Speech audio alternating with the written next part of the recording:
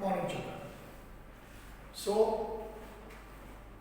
बच्चे लोग, आपको मालूम है अप टू 17 लेक्चर है, ये मैंने 18 में लिखा है, अप टू 17 लेक्चर हमने दूसरी बार पूरा पोर्शन रिवाइज किया। 17 लेक्चर्स तक मैंने आपको रिवीजन वाला हिस्सा बताया। अभी ये 18 लेक्चर में से हम थोड़ा अलग करेंगे। We will try something different. Now see, as you know, history, geography and civics are the three contents of our, you can say, lesson of our social science. Now, as a part of revision, I give you 2 lectures each lesson, right? Now what will we do? Still we will revise some more topics of chapter which are important from part of examination, ताकि ये तीसरी दफा आपको revision मिलता। एक बार हमने पूरे lectures, पूरे लेसन पढ़ा लिख के सब कुछ, दूसरी बार हमने रिवीजन किया, और ये तीसरा राउंड रिवीजन का है, मतलब रिवीजन का रिवीजन है। समझ में? ये रिवीजन का रिवीजन बोलते हैं। इसमें हम चैप्टर्स का ग्रुप करेंगे, मतलब कौन से चैप्टर्स कहाँ इंपॉर्टेंट है और कौन से चैप्टर्स एक दूसरे से कनेक्टेड है, और उसके हिसाब से हम 18 लेक्चर से 3-4 लेक्चर्स हम ऐसे चलेंगे, राइट? तकरीबन 4 से 5 लेक्चर आपको ऐसे मिलेंगे जो रिवीजन के रिवीजन होंगे, ताकि ये पूरी जो टेक्स्ट बुक है आपके पास वो परफेक्ट हो जाएगा। 4 से भी आप पूछो, आपको फटाफट आंसर मिलेगा। अच्छा, तो ये थोड़ा नया कॉन्सेप्ट है। मैंने इधर लिखा भी है कि ये जो लेक्चर है हमारा लेक्चर नंबर 18 रिवीजन का, उसमें हम 2 चैप्टर कनेक्ट करेंगे। मतलब 18 ना, शायद मान लो कि अभी टाइम खत्म हो गया टाइम शायद खत्म हो गया, तो हम 19 लेक्चर में ये दोनों वापस करेंगे, मतलब पार्ट 1 पार्ट 2, बराबर है भैया? ताकि आपको परफेक्टली सारे आइडियाज आपके दिमाग में आ जाए। है समझ में? तो मैं क्या करूंगा, इसमें मैं पूरा चैप्टर वापस आपको रिवाइज करवाऊंगा। चैप्टर 1 की जो इंपॉर्टेंट इवेंट्स है वो मैं करूंगा, और चैप्टर 4 की इवेंट्स 18 और 19 लेक्चर में हम करेंगे, बराबर है? तो वापिस हमको फायदा मिल सके। ऐसे समझ में बच्चे लोग? तो ये हम कर लेंगे, राइट? तो चलो, तो आपको मालूम है चैप्टर नंबर 1 है यूरोपियंस अराइवल से इंडिया, और इधर में क्या है, मैंने क्या लिखा है आप देखो तो, general topics of chapter 1 and 4 which are asked in exams, बराबर है? which are asked in exams, तो इसके बारे में हम बातचीत करेंगे, बराबर है? तो पहला मेरा स्टार्टिंग पॉइंट है, मेरा पहला स्टार्टिंग पॉइंट, चलो पहले आप जो है उसमें, तो मेरा जो स्टार्टिंग पॉइंट है, स्टार्टिंग पॉइंट में हम क्या करेंगे, तो जो इंपॉर्टेंट इवेंट है वो वापस डिस्कस करेंगे, बराबर है? तो मैं अपना रिवीजन का लेक्चर शुरू कर रहा हूं भैया। चलो, important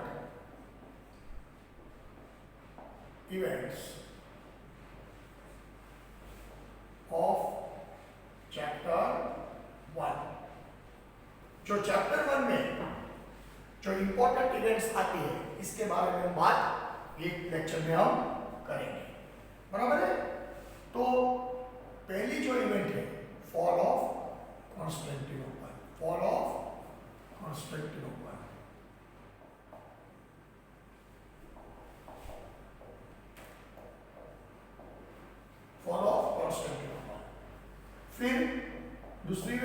discovery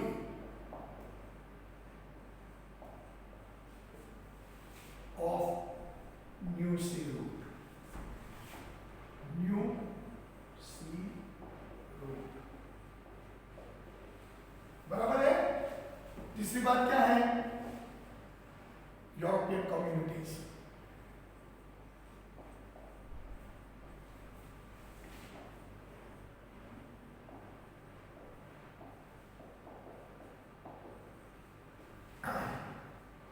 in India.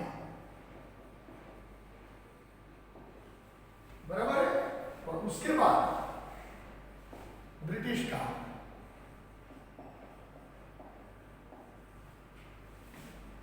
Battle of Plassey plus battle of Buxar.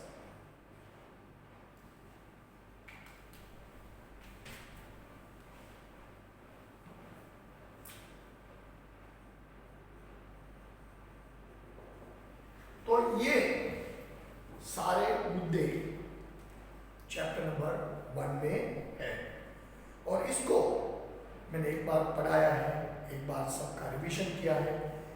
शायद आपको भी सब कुछ परफेक्ट होगा, लेकिन अभी हमारे पास ढेर सारा टाइम है, तो इसके हिसाब से हम वापस रिवीजन करेंगे। तो ये जो टॉपिक है वो हम आज चैप्टर नंबर 1 में डिस्कस करेंगे, लेक्चर 18 फॉल ऑफ कॉन्स्टेंटिनोपल। अच्छा, आपको मालूम है, will not go in detail, will go in short. Constantinople was a main trading center between Asia and Europe in olden times, you know. But at the time of Crusades, when Crusades took place in Europe, Constantinople history, अगर आप European history पढ़ो तो आप सबको ये data मिलेगा कि भाई when Crusades started in Europe, right, religious war. It was fought between Turkish Muslims and European Christians. आपको मालूम है? This crusade lasted for 200 years, right? And finally, when the result came, right? When the result came, European Christians were victorious. They won the battle in Turkey. And as a part of their victory, they closed down the main trading center which was connecting Europe and Asia. In map, on page number 1, it is given. बराबर है? Main trading center of medieval Europe, Middle Ages in India, medieval Europe was Constantinople, fall of Constantinople. तो crusades की जीत के बाद Turkish मुस्लिम ने ये रास्ता बंद कर दिया। Now as you know, Europeans could not do without Indian goods. So they started to find some other alternate. एक alternate था बाकी, लेकिन वो रिस्की था। You studied that. एक alternate जो था, other sea route crossing Russia and entering from Hindu Kush mountains to Afghanistan coming to India. It was bit risky. इतना बड़ा जोखिम तो व्यापारी तो कभी नहीं उठाते। तो इस बात पे चौकड़ी लग गई कि भाई चलो भैया, ये रास्ता हमको नहीं चाहिए, we don't like. So they started to think about sea route. Why don't we reach to India by sea? तो इसीलिए after fall of Constantinople, there started discovery of new sea route to India. ये सोच हो रही थी Europe में, और उसी वक्त यूरोप में जो हेनरी सत्ता में आए, प्रिंस हेनरी, मैं आपको बताता हूं। प्रिंस हेनरी जब सत्ता में आए, right, king of Spain, he was very much interested in seafaring activities, और इसीलिए उसको हिस्ट्री में हेनरी द नेविगेटर ऐसा नाम दिया है। उसको क्या बुलाते हैं लोग आज की हिस्ट्री में? Henry the navigator. He was very much interested in seafaring activities, and because of his efforts of patronizing different sailors,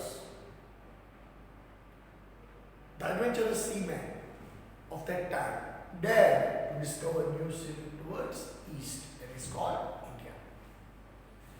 और उसमें कई सारे नाम जुड़े थे, क्योंकि कॉन्स्टेंटिनोपल टूटा था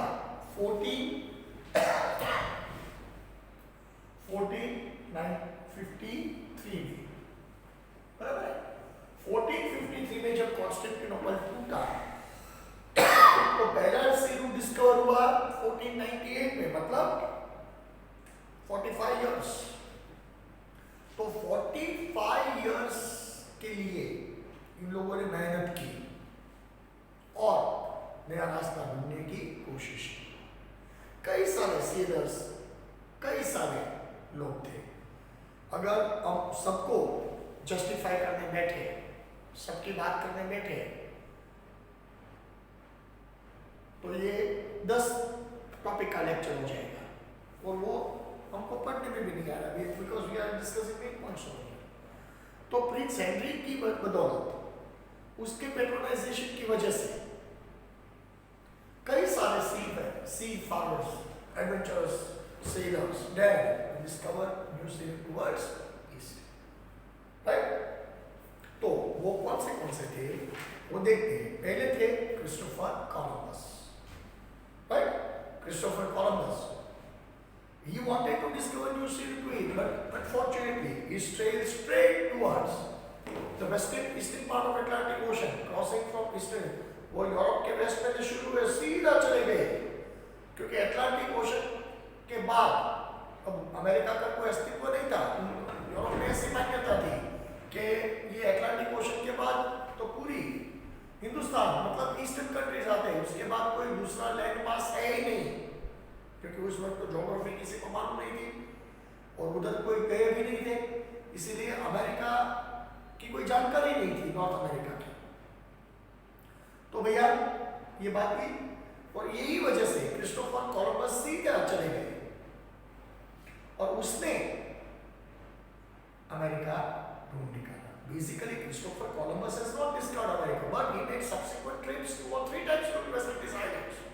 बेसिकली वो वेस्ट इंडीज आइलैंड पहुंच के अटक गए थे और उसके दिमाग में ऐसा ही चल रहा था कि भैया ये जो आइलैंड्स है, ये island eastern part of India में है, because earth is round. If you start from west, you will come in east, and if you start from east, you will come in west. ऐसा simple logic था। Europe अपने waste में है, तो confirm है कि जो शिपिंग एक्टिविटी होगी वो वेस्ट में से ईस्ट की तरफ आएगी। तो उधर जो आइलैंड पे वो लैंड हुए, तो उसका ऐसा लगा कि ये जो आइलैंड्स हैं, ये island eastern part of India के आइलैंड है, sorry western part of India के आइलैंड है। इसीलिए शॉर्ट में वो आइलैंड्स का नाम बना वेस्ट इंडियन आइलैंड्स, और उसको हम आज बोलते हैं वेस्ट इंडीज, बराबर है। लेकिन उसकी गलती, उसके जो एसोसिएट असिस्ट वाइस कैप्टन थे अमेरिको वेस्पुकी, कोलंबस की डेथ के बाद कि उसने गलती सुधार दी, और आज एक सबसे बढ़िया देश जो बना है वो उसके नाम से बना है, अमेरिको वेस्पुकी के नाम से। है समझ में? Because he was the first person to land on the huge landmass which was found on the opposite side of Atlantic Ocean. है समझ में? तो इसकी वजह से उसका नाम बना अमेरिका, अमेरिको वेस्पुकी के नाम से। तो लेट्स से कोलंबस, पहले हम कोलंबस की बात करेंगे। An Italian explorer was one of the brave sailors who ventured to sea to India. He thought that going to east he will reach to west. But what did he believe? Columbus started his journey to India and accidentally reached America. Actually, America is western part of Indian islands, it is the West Indies island, but that mistake was corrected by his sailor, co-sailor, America Vespucci. But as this whole journey was designed by Christopher Columbus, the benefit जिसको हम श्रेय बोलते हैं, the benefit of discovering America goes to Christopher Columbus. हमको भी मालूम है अमेरिको वेस्पुकी पहुंचे थे, लेकिन वो एंडिंग पार्ट की जर्नी थी।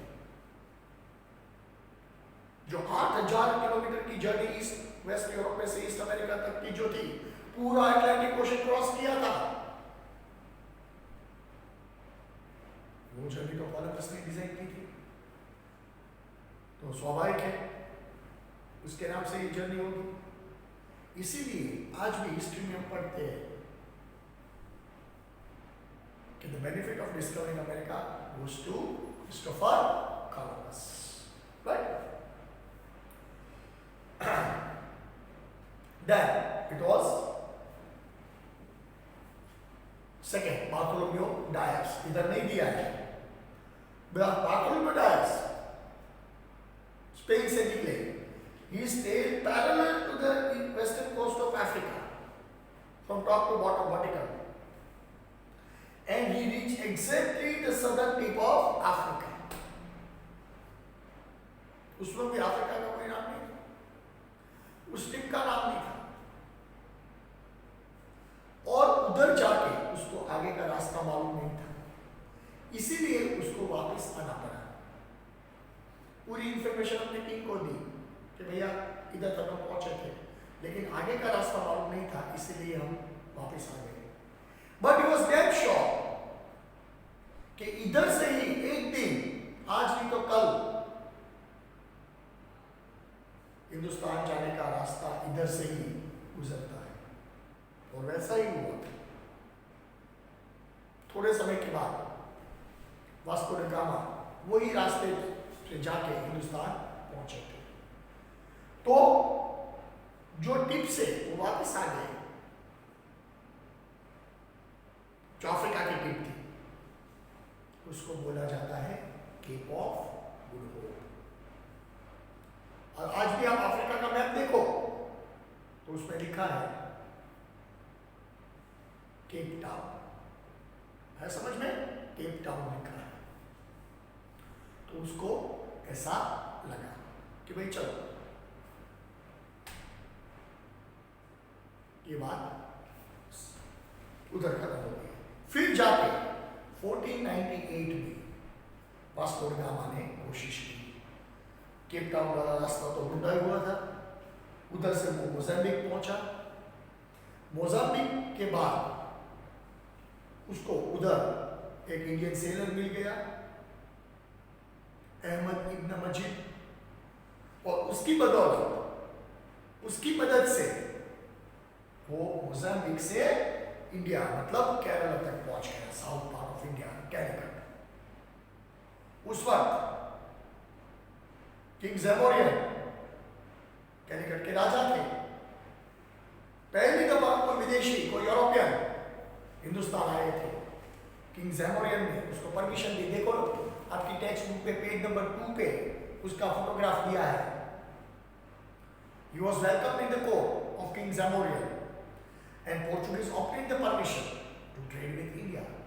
So तकरीबन 100 साल तक पोर्चुगीज ने भारत के साथ व्यापार किया, खूब नाम कमाए, खूब कमाए। Portuguese became richer and richer, and that is why a jealousy, an enmity was born among European nations. एक लालच जन्म कि भाई पोर्चुगीज आजकल बहुत कमा रहा है, बहुत रिच हो गया है, हिंदुस्तान से वो लाते आते जाते, फिर यूरोप में बेचते, ढेर सारा मुनाफा मिलता है, तो हम क्यों ना उधर जाए, हम क्यों ना कमाने करें। तो ये लालच की वजह से, पोर्चुगीज की कमाई की वजह से यूरोप में एक लालच पैदा हुई, और उस वक्त यूरोप नए दौर में से गुजर रहा था। There was a renaissance in Europe. A number of people were there to show their skill. और उसके बाद 100 साल के बाद आहिस्ता आहिस्ता यूरोपियन कम्युनिटीज हिंदुस्तान आने लगे। ब्रिटिश आए, फ्रेंच आए, स्पेनिश आए, डच आए, और सबसे बढ़िया ये बात मैं आपको बता रहा हूँ, सबसे ज्यादा टिके ब्रिटिश। फिर हमने आगे की हिस्ट्री बताएंगे। Right? So let us see about Vasco da Gama. Vasco da Gama, a native of Portugal, discovered a new sail to India. He encircled the Cape Town, that is called Cape of Good Hope. अच्छा, Cape of Good Hope को किसने शोधा था already? तो बोलते हैं वो तो ऑलरेडी ढूंढा हुआ था। किसने ढूंढा था? तो बार्थोलोम्यू डायस ने ढूंढा था, बराबर है? Cape of Good Hope in South Africa and reached the port of Calicut on 22nd May 1498. 1498 की तहत वो लोग आ गए, right? After crossing Indian Ocean, the then king of Calicut, Zamora, gave permission to Portuguese to trade with India. और तकरीबन 102 साल तक Portuguese ने भारत के साथ व्यापार किया। पोर्चुगीज वेल्दी कंट्री बन गया, और इसकी वजह से, इसी लालच की वजह से कई सारे यूरोपियन देश इधर आने के लिए उत्साहित हुए। The Portuguese established a fort in Calicut for trade in 1500 AD. Official permission मिल गई थी, छोटा सा किला बनाया। पोर्चुगीज के व्यापारी जहाज इधर आने लगे, पोर्चुगीज के व्यापारी लोग इधर आने लगे, पूरे साउथ इंडिया में घूमते थे, और उन लोगों को सबसे ज्यादा जरूरत थी स्पाइसेस की। साउथ इंडिया में सबसे ज्यादा स्पाइसेस मिलते हैं। आज भी ईस्टर्न घाट्स, वेस्टर्न घाट्स के अंदर के हिस्से वाले, अंदर वाले अंदर हिस्से वाले, आज भी आप केरला जाओ तो केरला में सबसे ज्यादा स्पाइसेस मिलते हैं। तज, लविंग, इलायची, तीखा, सब कुछ, कार्डमम, लोग, सब कुछ मिलता है। तो यही सारी डिमांड यूरोप में थी, और ये ट्रेड की वजह से पोर्चुगीज खूब रिच हुआ। ये सब सारी चीजें यूरोप जाती थी, और यूरोप में इससे 10 गुने दाम में उधर बेची जाती थी। तो भैया सोच लो आप कितना मुनाफा होता होगा, right? That is why they were attracted. The Portuguese established the fort in Calicut for trade in 1500 AD. They fortified it and appointed a commander-in-chief called Al-Bakr. ये फोर्ट की रखवाली के लिए उसने एक कमांडर रखा, थोड़ा छोटा सा आर्मी भी रखा, ताकि शांति बनी रहे, प्रोटेक्शन हो सके, सिक्योरिटी मिल सके। अच्छा, वो छोटा सा जो आर्मी था पोर्चुगीज का, उसका जो जनरल था, उसका नाम क्या था? अल-बकर, बराबर है? To safeguard the fort. Moving northward, Portuguese उधर से गोवा तक पहुंचे, कोंकण पट्टे में आए, मुंबई तक पहुंचे, ऊपर ऊपर आते गए, साउथ इंडिया में से ऊपर ऊपर तक, गुजरात तक पहुंच गए, सूरत तक पहुंच गए। मूविंग नॉर्थवर्ड, अल-बकर कॉन्कर गोवा इन 1506। वो छोटा सा हिस्सा था। आज भी अगर आप गोवा जाओ तो Portuguese style building, Portuguese style रहने के लिए आपको मिलेगी, राइट? गोवा कार्निवल जो होता है क्रिसमस में, उसमें सबसे ज्यादा झलक पोर्चुगीज कल्चर की होती है। आज भी गोवा पोर्चुगीज कल्चर दिखाई देता है, क्योंकि लास्ट लिमिट्स जो पोर्चुगीज के थे वो 3 हिस्से में थे हिंदुस्तान के, दीव, दमन एंड गोवा। आप दीव भी घूमने जाओ तो दीव का आपने फोर्ट देखा है, कितनी बड़ी बड़ी कैनन्स भी आज पड़ी हुई है फोर्ट में, बराबर है? उधर पूरा इतिहास दिखा है। अगर आप दीव के फोर्ट में आप एंटर हो तो लेफ्ट हैंड साइड एक स्लैब में लिखा है, मार्बल स्लैब में सब कुछ लिखा है, when this fort was built, Abu Bakr was in charge of this fort, right? All these things are still mentioned. शायद आपने देखा भी होगा, आपने गोवा का चर्च, दीव का चर्च भी देखा होगा। गोवा में तो कितने बड़े बड़े पोर्चुगीज चर्च है, which is आज भी गोवा हिंदुस्तान का सबसे फेवरेट डेस्टिनेशन माना जाता है, राइट? तो गोवा जीत लिया 1506 में। Within the span of 100 years, the Portuguese took control of Bangalore, Kochi, Goa, Diu, Mumbai and Sri Lanka. मतलब वेस्टर्न पार्ट ऑफ इंडिया में वेस्ट, नॉर्थ वेस्ट में थे, साउथ वेस्ट, श्रीलंका तक पोर्चुगीज ने अपनी हुकूमत एस्टैब्लिश कर दी। अब तो वो लोग बढ़िया व्यापार भी करने लगे और व्यापार की वजह से पोर्चुगीज खूब रिच होने लगा। इसकी वजह से कई यूरोपियंस लोग इधर आने, राइट? समय बदला, end of Portuguese rule. In the beginning of 17th century the Portuguese established their trade at Bengal. फिर उसने ईस्ट में नजर की, बंगाल जाने की कोशिश की। उस वक्त मुगल सल्तनत चल रही थी हिंदुस्तान में। At the time the Mughal emperor Shahjahan ruled India from Delhi, right? Delhi से वो हुकूमत कर रहे थे। The Subedar of Bengal complained to Shah Jahan about the behavior of Portuguese. Portuguese India के बहुत लालची हो गए थे 100 साल में। गवर्नर ने कंप्लेन की कि भैया ये सब ठीक, इसके रंग ढंग ठीक नहीं है, ये नहीं चलेगा। सुबेदार मतलब governor, in charge. Thus, the fort of Hooghly was demolished and the ships were burnt by as per the order of Emperor Shah Jahan. Right? छोटा सा लश्कर दिल्ली से आया बंगाल, पोर्चुगीज ने जो हुगली किनारे छोटा सा जो आशियाना, मतलब आशियाना बनाया था, फोर्ट कंस्ट्रक्ट किया, वो डेमोलिश हो गया। पोर्चुगीज के जो व्यापारी जहाज थे, शिप्स अंगारे हुए थे जो बंगाल में, वो सब जला दिए, उसको उधर से भगा दिया। मतलब they have to evacuate Bengal, Bengal छोड़ना पड़ा, पोर्चुगीज भागे। Thus, the fort of Hooghly was demolished and the ships were burnt as per order of emperor. In this way, the Portuguese rule came to an end with the exception of Diu, Daman and Goa. फिर एक के बाद एक जो पहले जीती हुई territories थी वो सिर्फ गवाने लगे। मुंबई के बारे में ऐसे बोले जाते हैं कि पोर्चुगीज और इंग्लैंड का ब्लड रिलेशन है। पोर्चुगीज की बेटी और इंग्लैंड का राजा जो जॉर्ज था, जॉर्ज पंचम जिसे बोलते हैं, जॉर्ज 5, उसकी शादी हुई।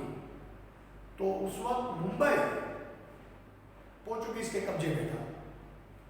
तो पोर्चुगीज की जो बेटी थी, जो जॉर्ज, किंग जॉर्ज की बीवी बनने वाली थी, जिसको क्वीन विक्टोरिया बोलते हैं, विक्टोरिया 2, वो पोर्चुगीज की राजा की बेटी थी। तो उसको दहेज के रूप में पूरा मुंबई दिया गया था। पोर्चुगीज ने अपनी बेटी को दहेज में पूरा मुंबई दिया। अच्छा, बेटी पोर्चुगीज थी, लड़का इंग्लैंड का था, मतलब इंग्लैंड का राजा था। आया बात समझ में? पहले जो मुंबई पोर्चुगीज के हाथ में था, वो शादी के वक्त दहेज के तौर पे वो मुंबई ब्रिटिश को दिया गया, राइट? उस वक्त ब्रिटिश भी हिंदुस्तान आ गए थे, तो ईस्ट इंडिया कंपनी ने मुंबई में राज किया। फिर क्वीन एलिजाबेथ का जमाना आया and Mumbai became the financial capital of company, Britain in India. आज भी देखो मुंबई कितना इंपॉर्टेंट है, समझ में? तो देखो, शादी यूरोप में होती है, दहेज हिंदुस्तान से भेजा जाता है। अब ढूंढ लो, एनसाइक्लोपीडिया लिखा है कि Mumbai was gifted to king of England as a part of dowry. Dowry मतलब दहेज, to from the side of Portuguese king. बराबर है? पोर्चुगीज के राजा ने मुंबई दहेज में दे दिया अपनी बेटी की शादी के लिए, right? So that was the thing, just a minute. Then came Dutch,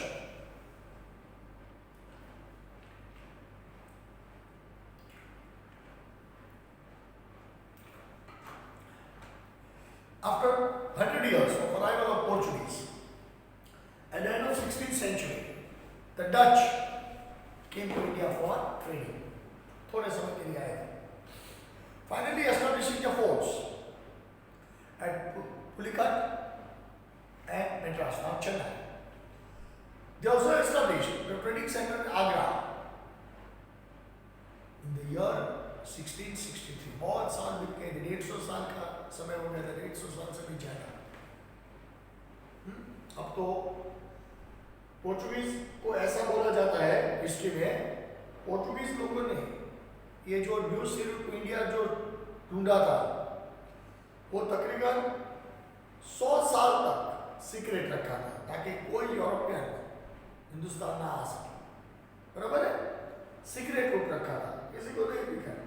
लेकिन 17th सेंचुरी में, 18th सेंचुरी में वो ओपन हो गए और सारे यूरोपियंस लोग इधर आने लगे. Right? They established a trading center in Agra in 1663 AD. Meanwhile, the British also arrived in India. वो भी आने लगे. The Dutch could not withstand the competition against the British. गवाना पड़ा सब कुछ. Now British interest in India. British came to India. During the time of Queen Elizabeth of England in the year 1600 AD, the British started East India Company to trade with India. British East India Company. Right? This company belonged to merchants and wanted to increase their wealth by taking trade with India. खूब कमाना था, लालच. उन लोगों ने trading activity शुरू की. Right? The first British ship arrived in India at the port of Surat in the year 1608 AD. उसके हेड थे कैप्टन हॉकिंस और उस वक्त जहांगीर हिंदुस्तान का राजा था. लेकिन जो पहले इधर बैठे थे पोर्चुगीजों, डचों, जहांगीर को मालूम पड़ गया था कि भाई ये विदेशी लोग हिंदुस्तान की सेहत के लिए अच्छे नहीं है, तो परमिशन रिजेक्ट हो गई. परमिशन मांगी थी ब्रिटिश ने कि भाई हम लोग को ट्रेड करना है, लेकिन परमिशन नहीं मिली. फिर जहांगीर के बाद जब औरंगजेब उसकी डेथ के बाद जब शाहजहां हिंदुस्तान के बादशाह बने तो उसने परमिशन दी थी. Right? The captain of the ship was the British who set foot in India. He met Jahangir but did not got the permission to trade with India. उस वक्त पोर्चुगीज की कमान थी. पोर्चुगीज लोगों ने बोलते चिटिया चुना था कि भाई इधर तो इसको तो नहीं आने देने का, क्योंकि उसको मोनोपोली चाहिए थी. अगर ब्रिटिश इधर आएंगे तो कंपटीशन होगी, ट्रेड में बंटवारा होगा, ये तो नहीं चलता. और पोर्चुगीज तो 100 साल पहले से हिंदुस्तान में थे, उसकी थोड़ी रेपुटेशन भी थी, जहांगीर से उसके संबंध भी अच्छे थे. इसीलिए पोर्चुगीज लोगों ने जहांगीर को मना कर दिया कि भाई ब्रिटिश हमारे लिए अच्छे नहीं है, उसको परमिशन हम मत दो सकते. और परमिशन नहीं दी गई, वापस चला गया. जहांगीर की डेथ हुई और उसका बेटा शाहजहां गद्दी पे आया. शाहजहां के साथ पोर्चुगीज के संबंध अच्छे नहीं थे, इसीलिए पोर्चुगीज लोगों शाहजहां को कन्विंस नहीं कर सके. जब उधर इंग्लैंड न्यूज पहुंचे कि भाई जहांगीर गुजर गया है, शाहजहां अभी हिंदुस्तान का बादशाह बना है, तब वापस वो लोग गए 1630 और उस वक्त उसको परमिशन मिली. Yes, he met Jahangir but did not got permission to trade. After this, Sir Thomas Roe arrived in India who acquired the permission to trade with India and start their sector. Surat, Delhi, में trade शुरू हुआ. तब जाके French लोग हैं, पहले Portuguese थे, Dutch थे, ब्रिटिश आ गए, अब जाके फ्रेंच लोग आ गए। ओके, क्या हुआ उस वक्त? The French established East India Company in the year 1664 AD. They established a factory at Surat, Machilipatnam and Pondicherry. The head of the French company was Joseph Duplessis. Remember? Joseph Duplessis.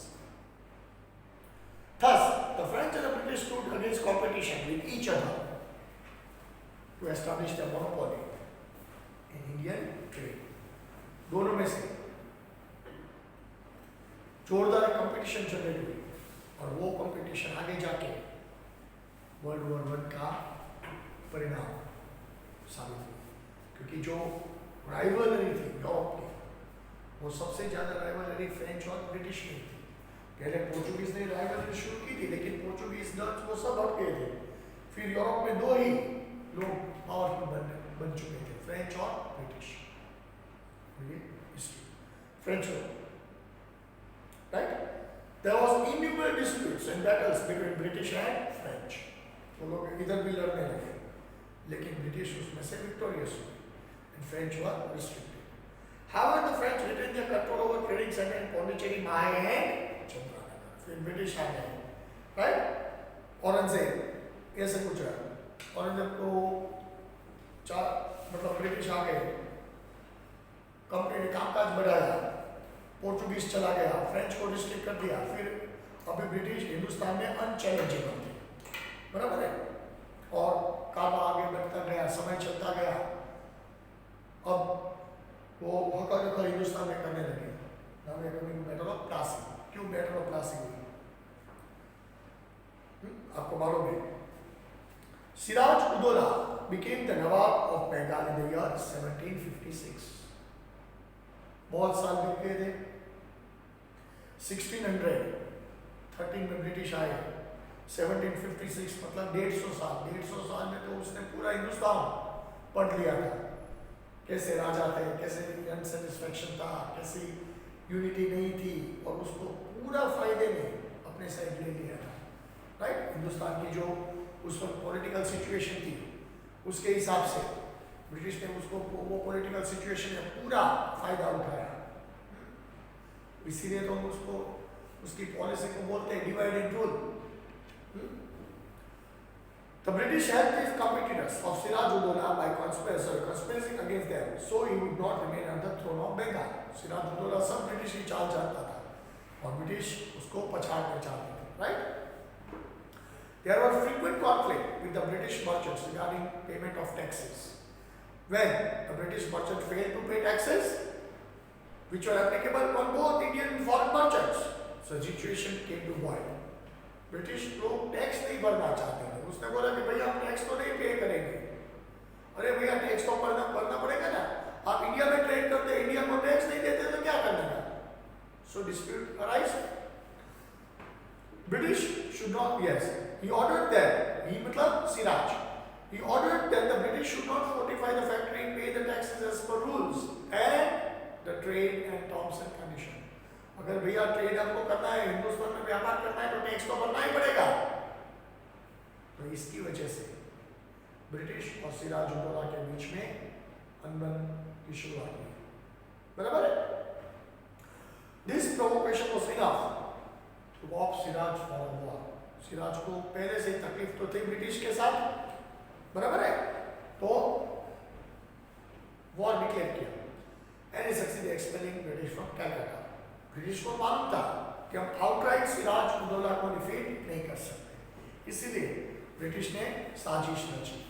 Siraj को जो opponent थे उसको अपने side किया, और उसमें सबसे बड़ा उसका जो गद्दार था, जो कमांडर इन चीफ था सिराज-उद-दौला का, वो था मीर जाफर, राइट? मीर जाफर को एक हाथ में चांद दिखाया कि अगर सिराज हारे, आप हमको मदद करो, हम आपको बंगाल के बादशाह बना देंगे।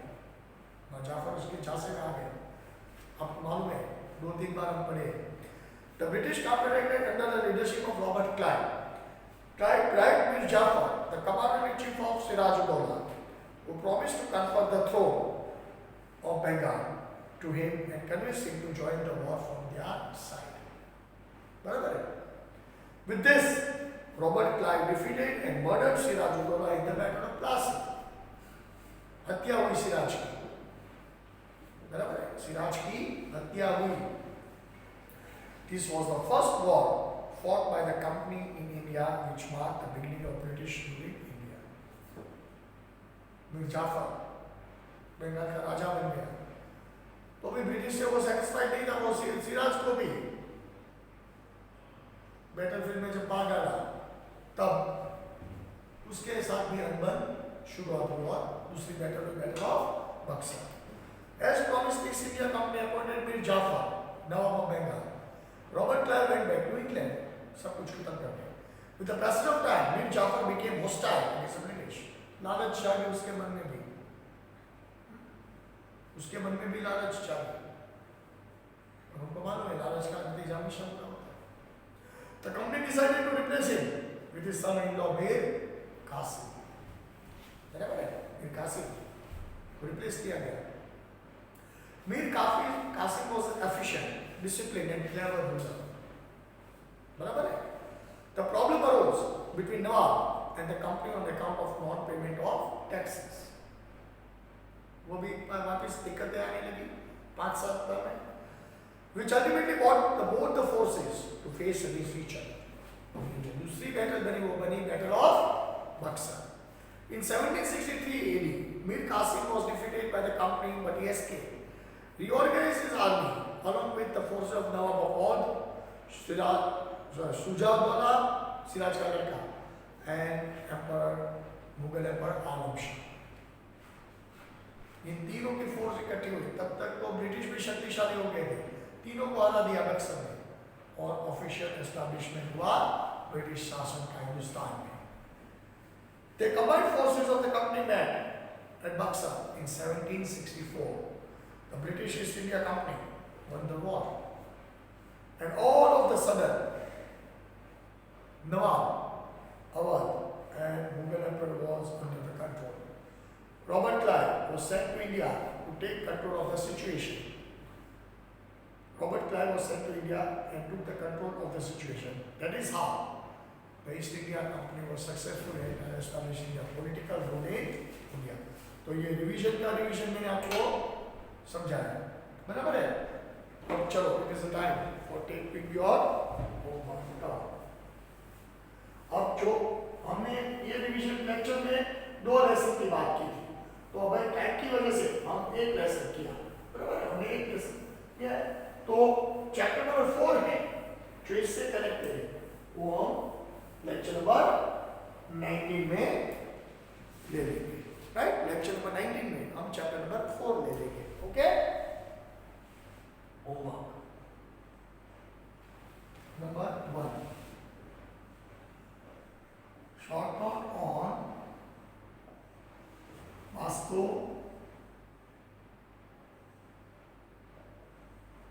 da Gama. Write a short note on Vasco da Gama. Right? Question 2. Short note on Battle of Plassey. Battle of Plassey. Short note on Battle of Plassey. तो ये आपका होमवर्क है. So with this we are ending lecture 18. Lesson 4 की बात हम lecture number 19 में करेंगे बच्चों. Right? Till then good bye, see you.